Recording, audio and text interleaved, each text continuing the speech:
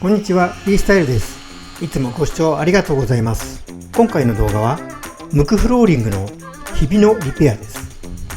このチャンネルはリペアを始めたばかりの方やリペアに興味がある方になるべくわかりやすく解説しているチャンネルです。少しでも興味が湧きましたらチャンネル登録、いいねボタンをよろしくお願いいたします。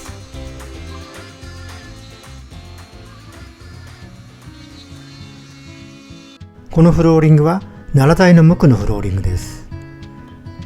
表面に凹凸が手彫り加工されていて、とても踏み心地が良くて私も好きなフローリングです。もともと傷やへこみがあっても、それもデザインの一部のようであまり気にはなりませんが、今回のご依頼はひびが入っており、その部分がささくれ立って足に当たることがあるので、それを何とかしてほしいとのご依頼でした。ひびの進行をなるべく抑えてささくれを何とかしてほしい。とても硬い木で通常のハードワックスなどで溝を埋めたところですぐに剥がれてしまいそうです。ポリパテも考えてみましたが、中まで押し込むことができないので、これも却下です。そこで行ったのが接着剤を中に流し込んで固めて色をつけて仕上げるというやり方です。まず最初にミニルーターでひびのバリを取ります。彫刻刀で行ってみましたが、とても硬く墓がいかないため、ミニルーターに小さなビットをつけて溝を削ります。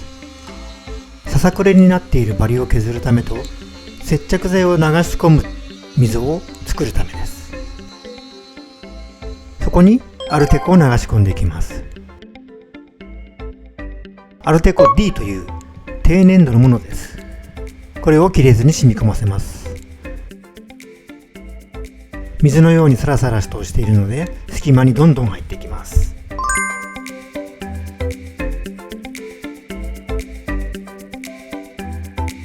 アルテコ D を流し込んだら、プライマースプレーをかけて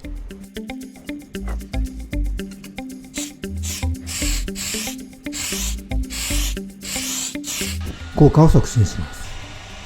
硬化したら、その上にゼリー状のアルテコの高切削タイプを充填します。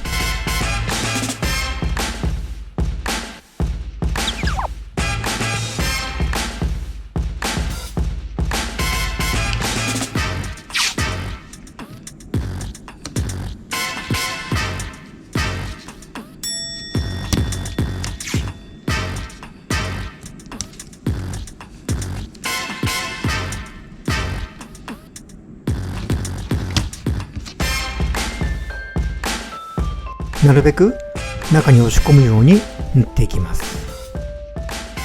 一度ではなかなか埋め切らないので、何度か繰り返して平らにしていきます。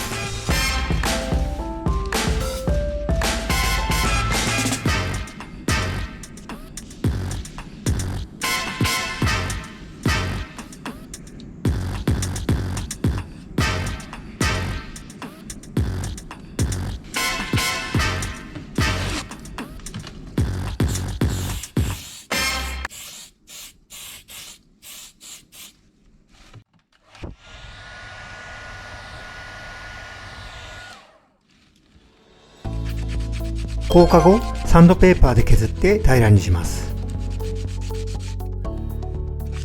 この床は表面がデコボコしているので、なかなか平らになりません。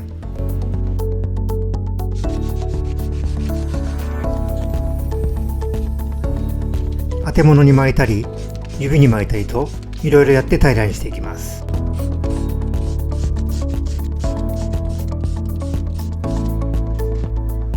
筆で着色していきます。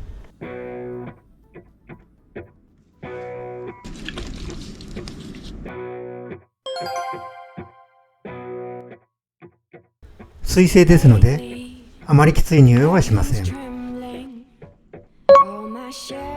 こちらのお宅は小さなお子さんとペットがいるため、きつい匂いは困るということで、今回は水性ウレタンを使用しました。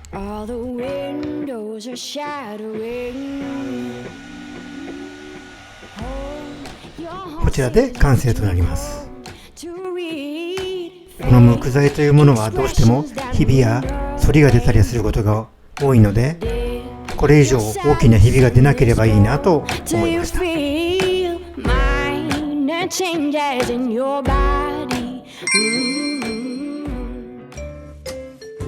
最後までご視聴いただきましてありがとうございました。オンライン講習会などの情報を LINE で発信しています。詳しくは概要欄をご覧ください。では次回の動画をお楽しみに。ありがとうございました。